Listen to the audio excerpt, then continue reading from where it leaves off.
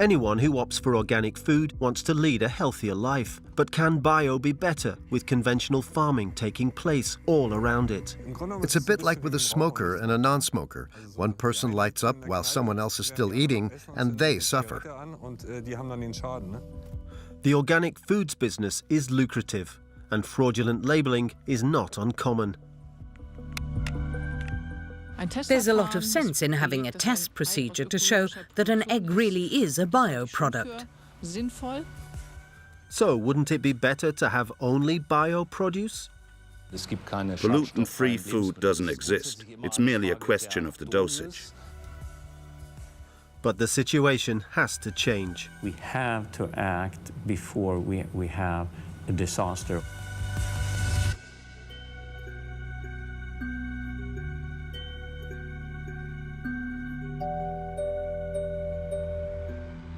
In Germany, fennel is harvested in autumn. Stefan Palmer has been growing it for many years, for baby tea. But the organic farmer has a problem. The wind blows pesticides used in conventional farming onto his fields. Strict limits apply to baby food. In fact, the EU plans to introduce these stringent limits for all organic foods. It would mean bio-farmers like Stefan Palmer could no longer sell their produce as organic.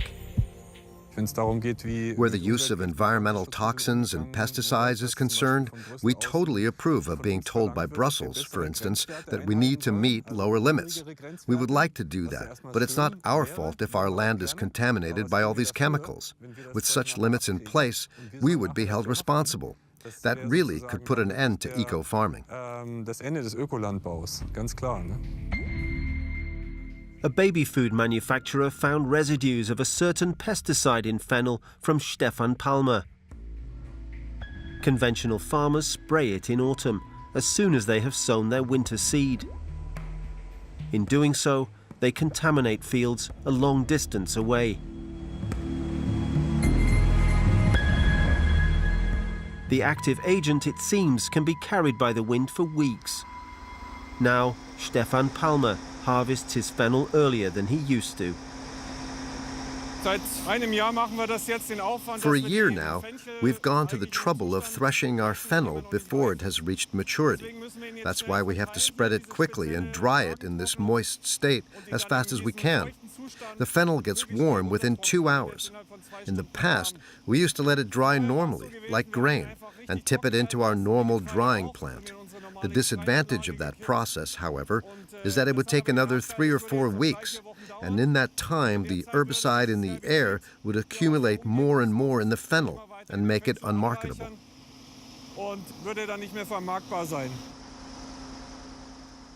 The chemical which wafts across the fields in autumn is called pendimethalin, and it can travel for many kilometers. Stefan Palmer's farm lies in the middle of a huge organic farming community where no one, as has been proved, uses the herbicide. Rudolf Vögel from Brandenburg's Office for Health and the Environment is aware of the problem. Using cabbage leaf samples, he wants to find out how long the agent can be detected in the environment.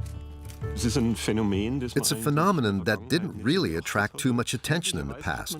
It was probably underestimated. In recent years, however, we've received numerous indications, countless new test results that call for an urgent reassessment of the way certain agents are permitted. Throughout the winter, Vögel examines cabbage leaves for pendimethalin content. We know very little about the ecological impact. However, the fact is that we still keep finding the agent in crop samples. So naturally, it can cause serious problems with regard to the high-quality standards. In other words, the dietary stipulations that organic produce has to meet. Pesticides used in conventional farming spread and become a problem for the entire organic sector. If the EU introduces stricter limits for residues, this will prevent many products from being sold as organic and at higher prices, even though they have been farmed organically. This is why Stefan is calling for a general ban on certain pesticides.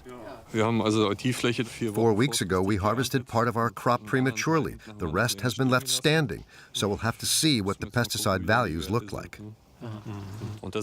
This is our problem. We'll have to see how these agents can be kept out of the environment and prevented from accumulating, because sales of pesticides are rising considerably year by year.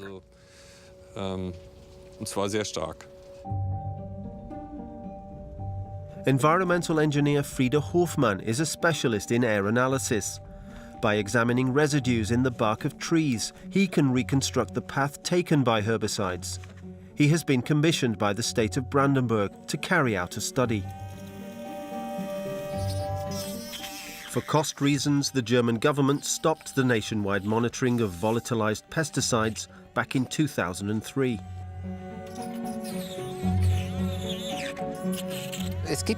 We now have no idea of the aerial distribution of herbicides and pesticides on a national level.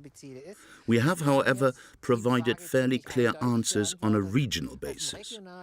We have shown that the spread of the herbicide pendimethalin is not restricted to the immediate area, to a few hundred meters, but occurs on a 10-kilometer scale. This also confirms published reports on the issue.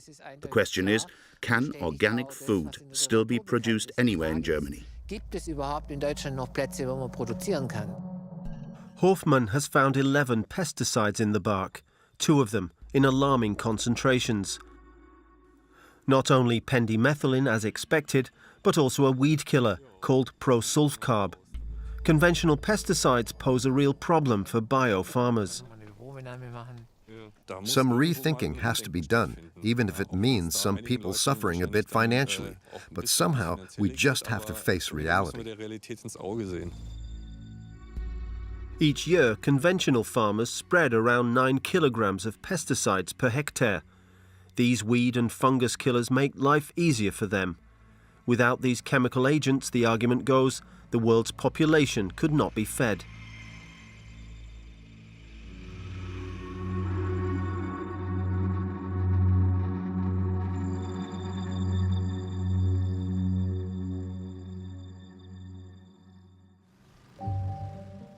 The pesticide industry has a turnover of billions, but at the expense of the general public.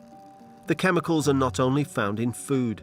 When it rains, they seep into the soil and end up in the groundwater. Here, soil samples are being taken to a depth of 15 meters. In the past, water companies focused primarily on nitrates occurring as a result of over-fertilization. Nitrates are already a major problem, and we now know that pesticides could also become one. We're keeping a close watch on this. We take regular samples to see whether levels are increasing from year to year.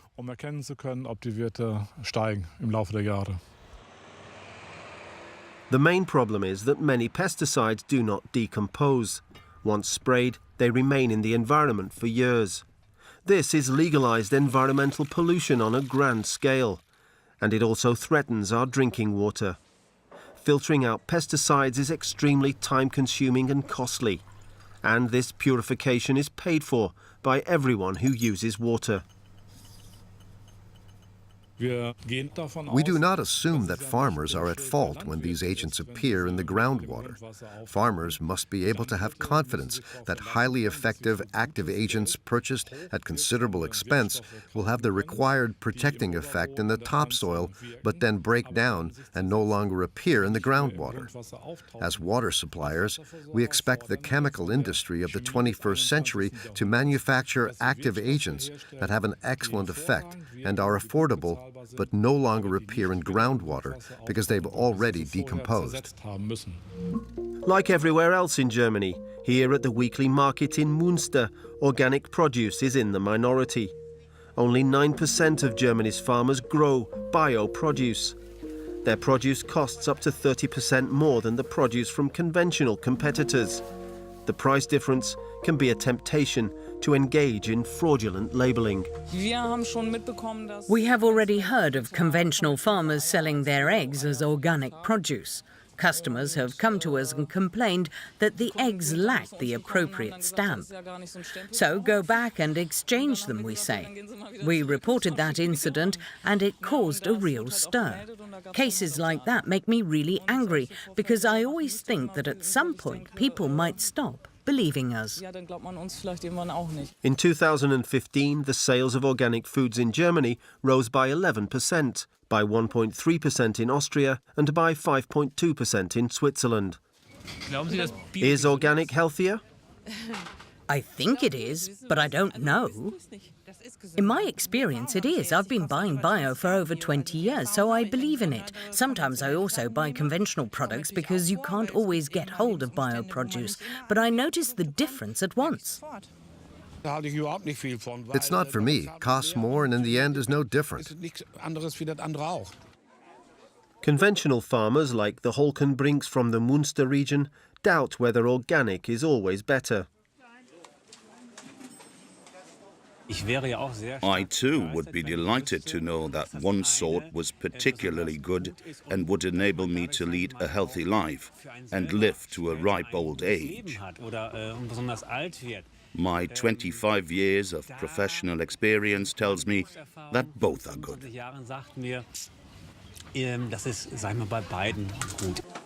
The local farmer as a guarantor of quality. Many people regard locally grown produce and trust as more important than an organic label. Also, because buyers cannot recognize the supposed benefits of organic farming on the actual product.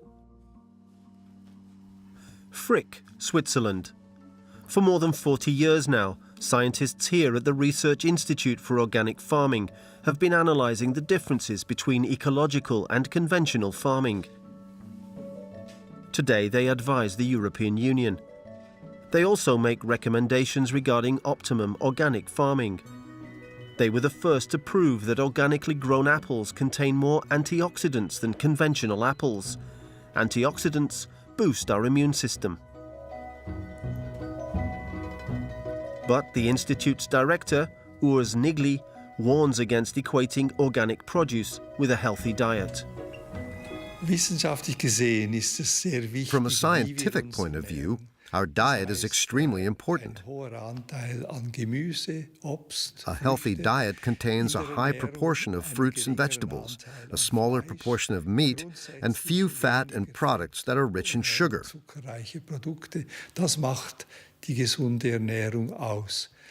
Naturally, if we eat lots of fruit and vegetables, the primary advantage of organic produce is that there are no pesticide residues, and the proportion of antioxidants is higher.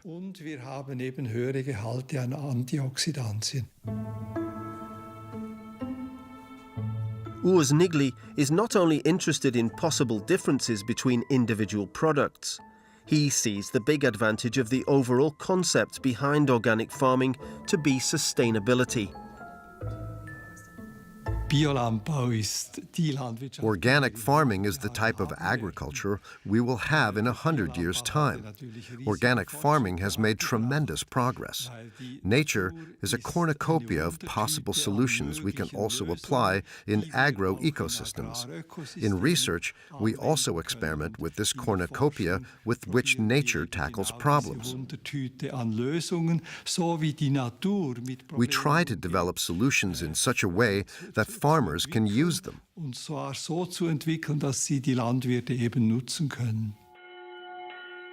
In order for sustainability to succeed, persuasion is called for. In Vienna, the Institute's Austrian branch is working on winning over even more consumers to bio products. Especially where meat and sausages are concerned, consumers are still reluctant to purchase bio products because prices are much higher. Reinhard Gessel has invited consumers to one of his special organic excursions in an industrial area and dispels the illusion that organic means the same as rural. Times have changed. In the past, people were closely linked to farming. Everyone had someone in the family who ran a farm, and they could experience there how food was produced. Today, especially in cities like Vienna, where we are now, people have no idea whatsoever about food production. In Austria, black pudding is a popular speciality. Whether it has to be organic is a different matter. The organic product is free of glutamate and contains other spices. Organic farming is extremely cost-intensive. Meat and blood come from organic pigs which had more space to move around in, were fed fewer antibiotics or none at all, and were slaughtered under less stressful conditions. Organic black pudding is prepared differently from conventional varieties. Reinhard Gesell uses the excursion into the meat processing section to explain and dispel prejudices. Organic production is a tough business, and farmers are under great economic pressure. Conventional farmers focus on big profits, while organic farmers work in harmony with nature. So why can't the two systems benefit from each other? Carlo Leifert from Germany heads an experimental farm run by Newcastle University in Britain. He is looking for possible overlaps between conventional and ecological farming. But it's a complex field, and surprising results are not uncommon. Combining organic fertilizer with pesticides from conventional farming, for example, even increases the residue of the weed killers in field crops. We can determine the interactions between mineral fertilizers and pesticides. If you change to totally organic fertilizers, but without abandoning pesticides, a few interesting facts come to light. For instance, when an organic fertilizer is used, the pesticide content of the produce increases. So in order to enjoy all the benefits of a switch to organic farming, the changeover has to be comprehensive. In 2009, the organic farming sector was shocked by a report from Britain's Food Standards Agency.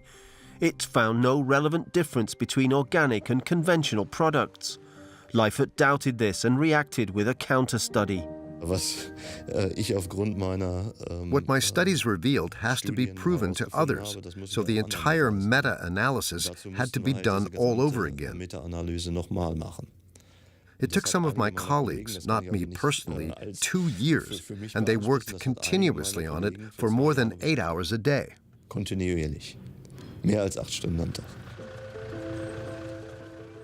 Leifert's team evaluated studies from all over the world. They found that organic fruit, vegetables and cereals contain more antioxidants, which boost the body's immune system, and far fewer pesticides. Conventional foods are more often contaminated with heavy metals. Leifert saw his findings confirmed. As a consumer, I started buying organic produce because of my concern about pesticides. As an agronomist, I have never found a pesticide which was introduced at some time or other and did not arouse any health concerns 10 years later. That was always one of the reasons why I spend more money on organic produce. It simply contains fewer pesticide residues. Early in 2016, Leifert published a second study.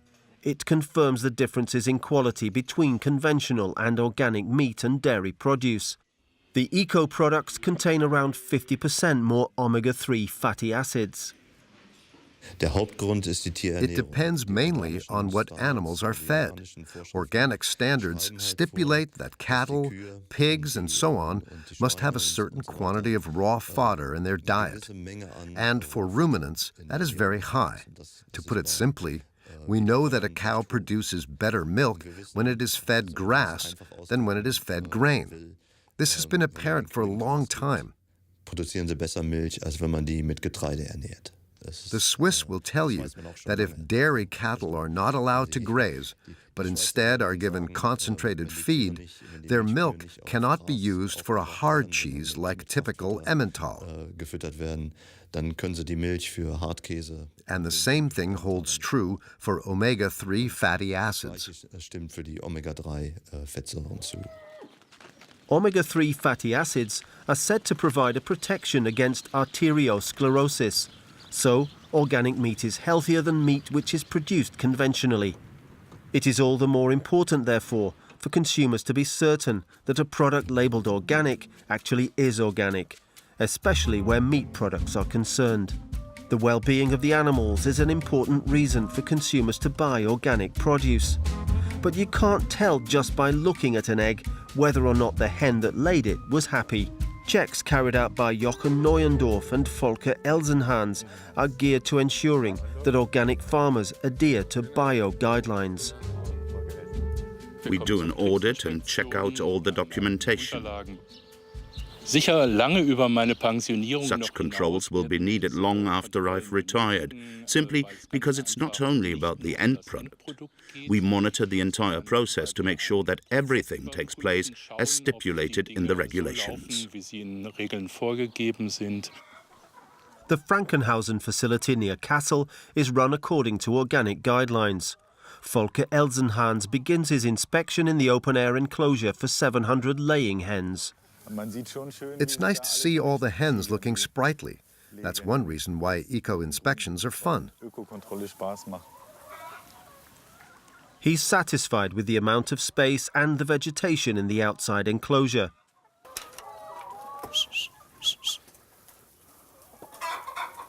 In the shed, Elsenhans relies on his experience and his senses. It smells fine. Your nose tells you, of course, where you are, but it is definitely a good smell. Can you pick one up so I can take a look at it? Anyone will do. Not even Volker Elsenhans can tell if a hen is happy, but he can judge whether farming conditions are causing the animals any suffering.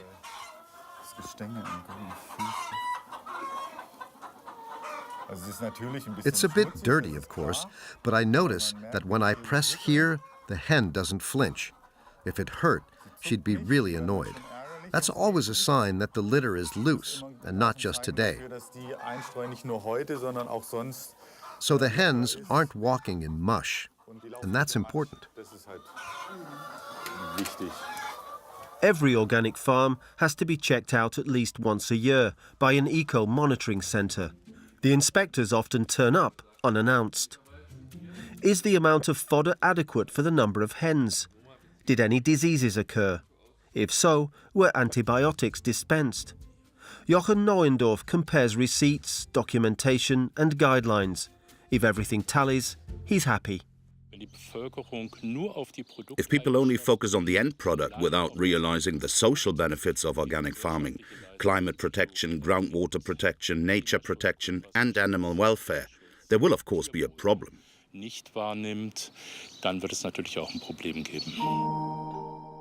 On dry and windy midsummer days, fields in Schleswig-Holstein are a hive of activity. Martin Natmesnik is harvesting his organic wheat. He manages the Ritzerau estate in Schleswig-Holstein.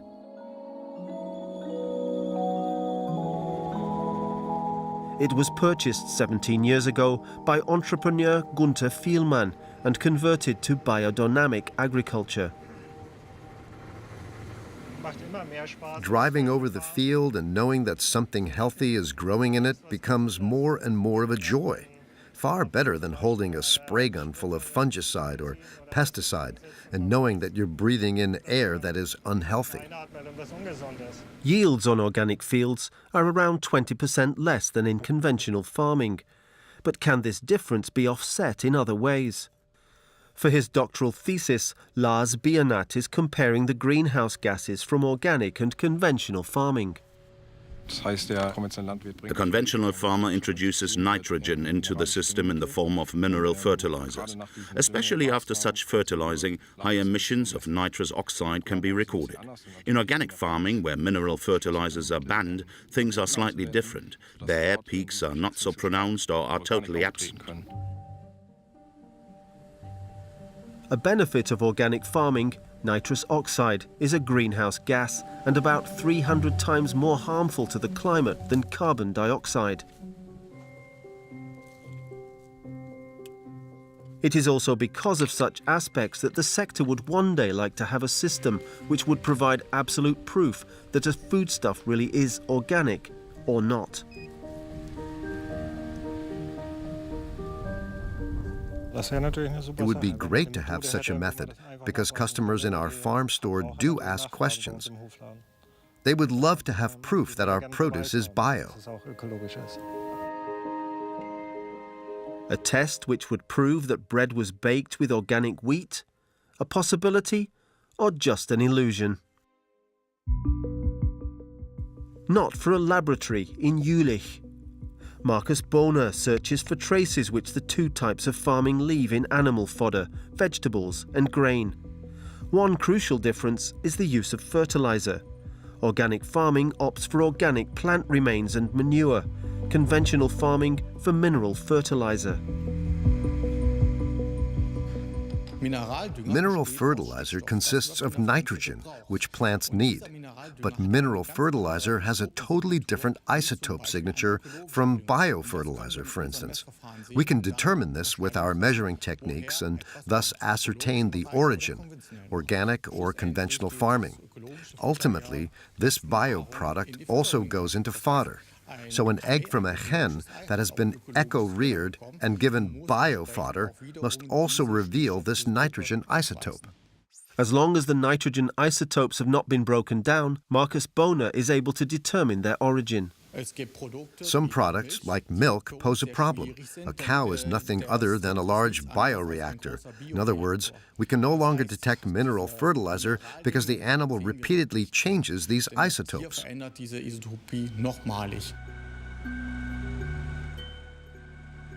But with many other foodstuffs, his method allows Marcus Bohner to determine what was used to fertilize livestock fodder or fruit and vegetables. On its own, though, the choice of fertilizer says nothing about food quality. You can argue at length about quality, but you must always remember that a bioproduct is a sustainable product. In other words, we no longer overexploit nature. On the contrary, the soils our products grow in will still be of use for the next 50 years.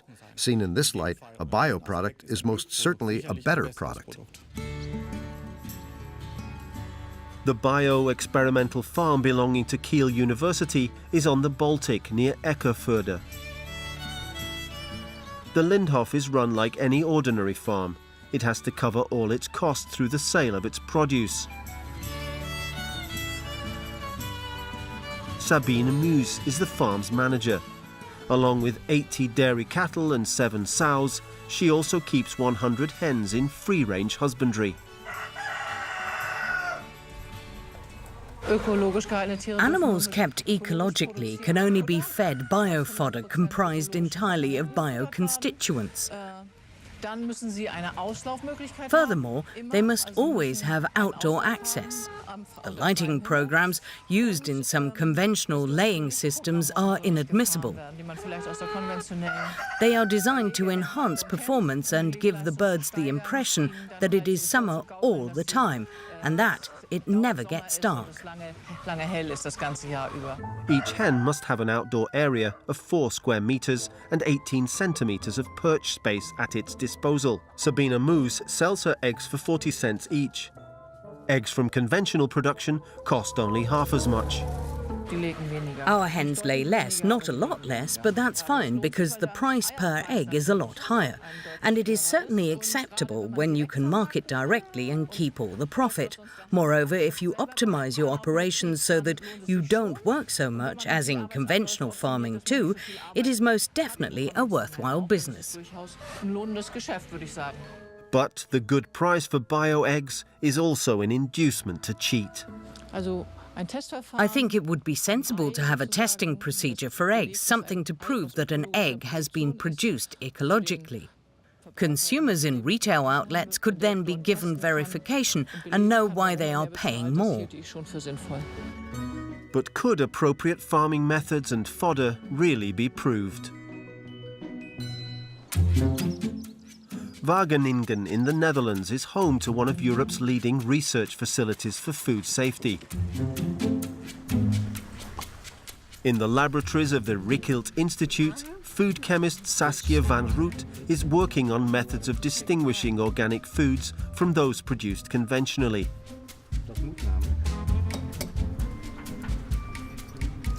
Her aim is to make fraudulent labeling impossible. There are some people who may sell conventional products for organic products.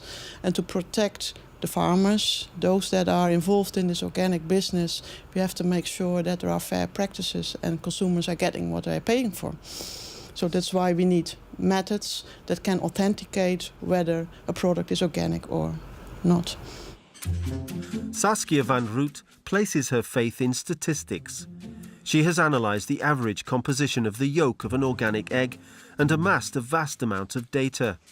Her theory is that everything which influences an egg is noticeable in the yolk in the form of an analytical fingerprint. The analytical fingerprint of an egg, when we try to separate the organic eggs from the conventional eggs, is based on the analysis of the yellow pigments. Because we are looking at different yellow pigments, we call that an analytical fingerprint.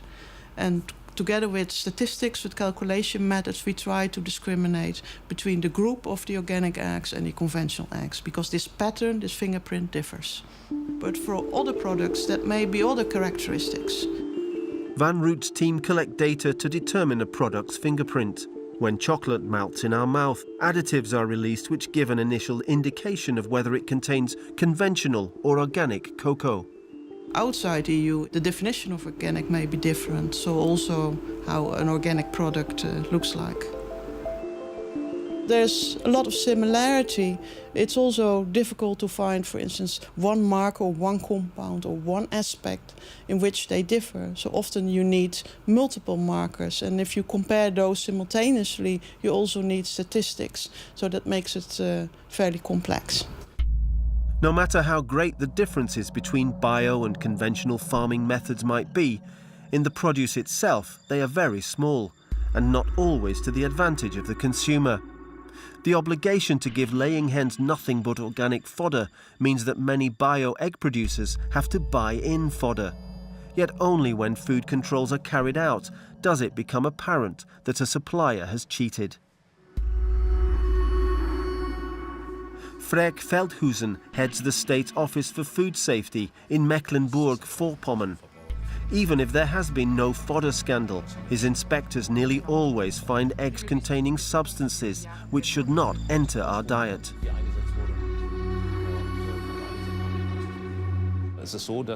Combustion processes result in dioxins being released into the atmosphere.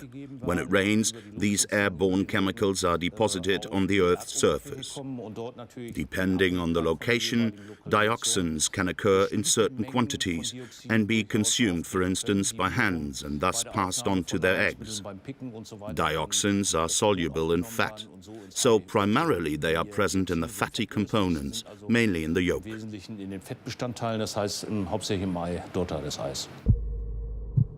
The quantities detected in controls are nearly always below the consumer protection limits set by the EU. Nevertheless, the animal welfare concept pursued by the biosector often leads to a loss of quality in eggs in the form of increased dioxin. Here in Mecklenburg-Vorpommern, we have discovered a slight difference between conventional and bio-farmed eggs. The dioxin content of bio eggs is about 30% higher. However, it is not quite clear why. We suspect it is because the hens, which as intended, spent more time outdoors, stand a greater chance of ingesting food from contaminated soil. This contamination is then passed on to their eggs. That's one possible explanation.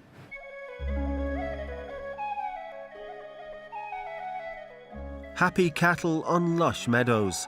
Ireland seems to be a paradise for livestock owners, especially conventional farmers. Along with Romania and the Netherlands, Ireland is the EU nation with the smallest area of bio-pastures. Bill O'Keefe, too, is an advocate of conventional farming.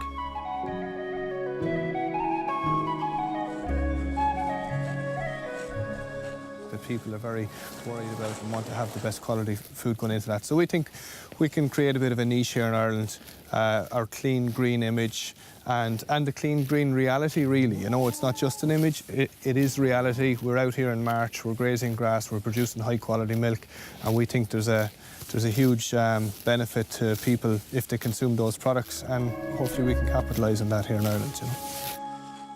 The advantage is that the cows eat grass, which is important for milk quality. They are outside for more than 300 days a year. To ensure that enough fodder grows, Bill O'Keefe has to spread chemical fertiliser on his fields in spring and in autumn. Despite that, here, conventional is not synonymous with factory farming.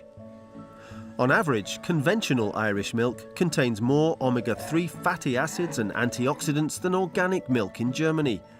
The reason is the fodder. Organic farms in Germany are allowed to add concentrated feed and silage to enhance milk production, with a detrimental effect on milk quality. In other countries, however, like Austria, fixed standards already exist for hay, milk and meadow-grazed milk. They stipulate how much hay a cow's overall fodder is allowed to contain, an ideal situation organic production cannot compete with. It is a good job. If you enjoy it, it's good. I enjoy it, so it's not really work. It's something that, I suppose if you enjoy your work, you'll never work a day in your life maybe, but I enjoy doing it.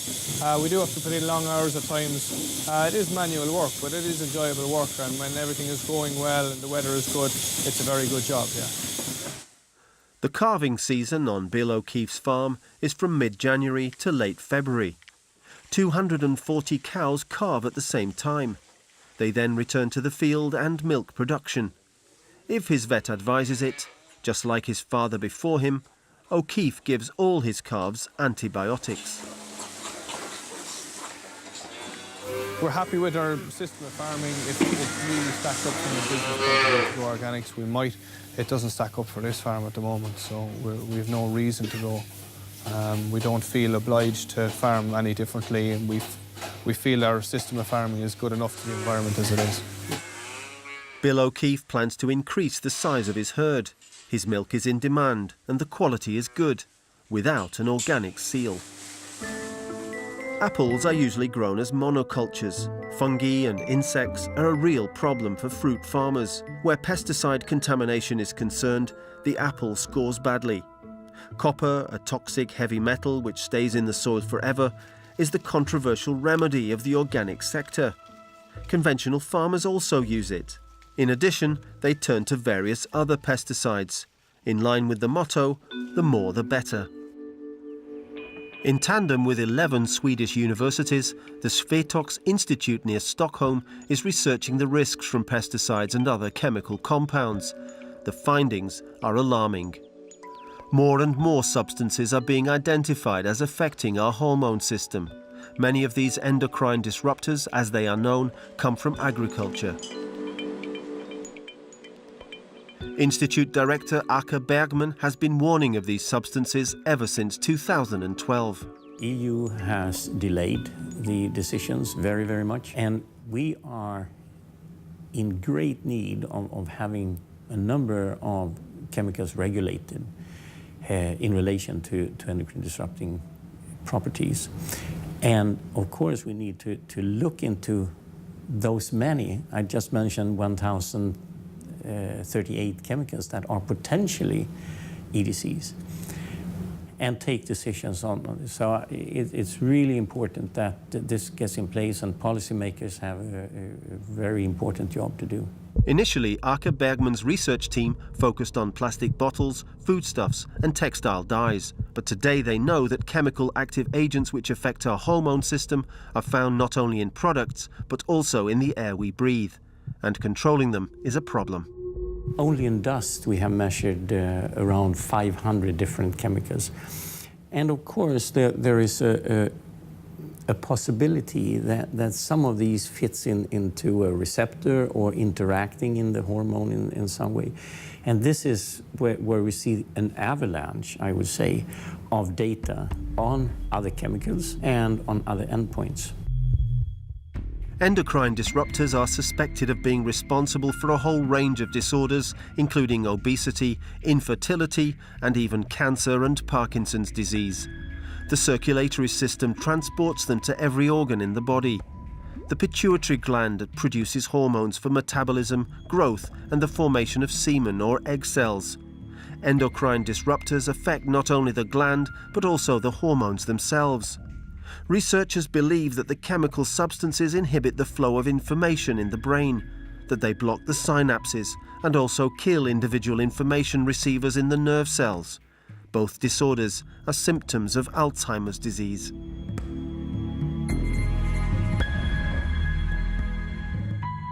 It's actually chemicals that can interfere with the hormone system in such a way that you get unwanted or negative effects. And of course, this has to be on whole animals or humans or wildlife. So the experimental work is tremendously important in order to build a chain of, do we see an effect in the lab? Do we see similar things in wildlife?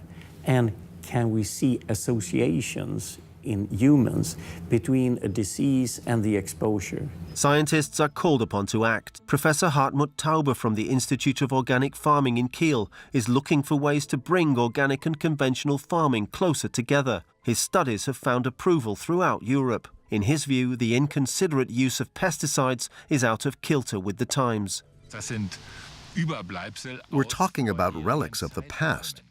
We engaged in agricultural research and risk research back in 1975 and 1980, but we simply had no idea of the dangers that lurk. This means that, where pesticides are concerned, today's generation of scientists and politicians must stringently apply the principle of preventive action. To ensure that enough healthy foodstuffs can be produced in an eco-conscious and sustainable way. Then, in the final analysis, it will be the customer who decides. Conventional farming does not result in poor quality. It has been seen that animal welfare aspects also play a role as indirect quality characteristics for the consumer too. And recommendations regarding animal welfare requirements in the conventional sector, which are now also coming from various supermarket chains, are moving ever closer to the standards that already exist in organic farming. We must always focus on how optimum quality can be achieved in both systems.